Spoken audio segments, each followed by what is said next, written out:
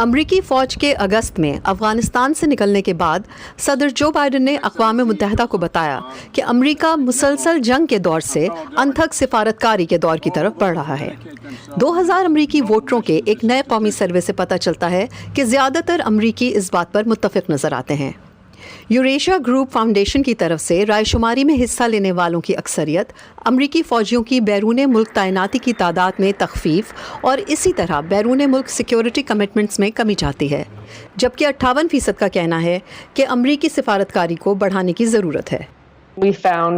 हमें पता चला कि खासी बड़ी अक्सरियत 62% सोचती है कि अफगानिस्तान की जंग से मिलने वाला सबसे बड़ा सबक ये है कि अमेरिका को किसी भी मुल्क की तामीर करने का काम हाथ में नहीं लेना चाहिए। यह फौज को सिर्फ उस वक्त भेजना चाहिए जिस वक्त हमारे अपने अहम कौमी मफादात को खतरा हो। इस रिपोर्ट के मुताबिक 18 से 29 साल की उम्र के नौजवान राय दहंदगान में 80% का ख्याल है कि अगर अमेरिका पर कोई हमला नहीं हुआ है तो बैरून मुल्क फौजी कार्रवाई का हुक्म देने से पहले सदर को कांग्रेस की मंजूरी लेना जरूरी होना चाहिए। 65% नौजवान अमरीकी ईरान के साथ न्यूक्लियर मुज़ाकरात की तजदीद करना चाहते हैं। वो अमरीका की जानिब से मशरक़ी एशिया में चीन की उभरती हुई ताकत का मुकाबला करने के लिए अपनी फौजी मौजूदगी को बढ़ाने के बारे में शकूक व शुबहात का शिकार हैं और उनमें से अक्सरियत अमरीका के दिफाई अखराजात को भी कम करना चाहती है। लिहाजा वो आलमी सतह पर चैलेंजेस को हल करने के लिए अपने से ज्यादा उम्र के अफराद के मुकाबले में अमरीका की अस्करी ताकत और फौज पर इन्हिसार को कम करना चाहते हैं।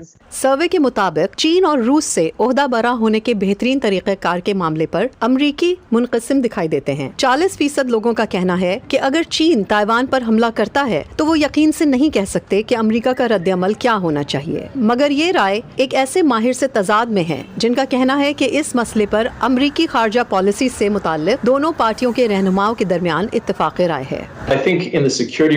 जहाँ तक सिक्योरिटी का मामला है, वाशिंगटन DC चीन को जुनून की हद तक एक उभरते हुए मध्य मुकाबिल के तौर पर देखता है। खुद सदर ने उस दौर के बारे में बात करते हुए अक्सर कहा है कि हम अजीम ताकत की मुसाबकत के एक दौर में दाखिल हो रहे हैं, ऐसा दौर जहां जमहूरियत आमरियत के मुकाबिल है। एक हकीकी तशवीश ये है कि चीन एक मुतलिक ननान मुल्क है जिसके पास बहुत से वसाइल और एक वाज़ेह मंसूबा है और वो चाहता है कि आलमी सतह पर जो भी बातचीत हो उसमें उसे बढ़तरी हासिल हो।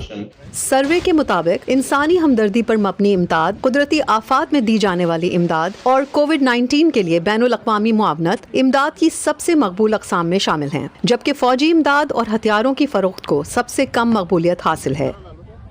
सिंडी सेन के साथ Mona Kazim Shah, voice of America.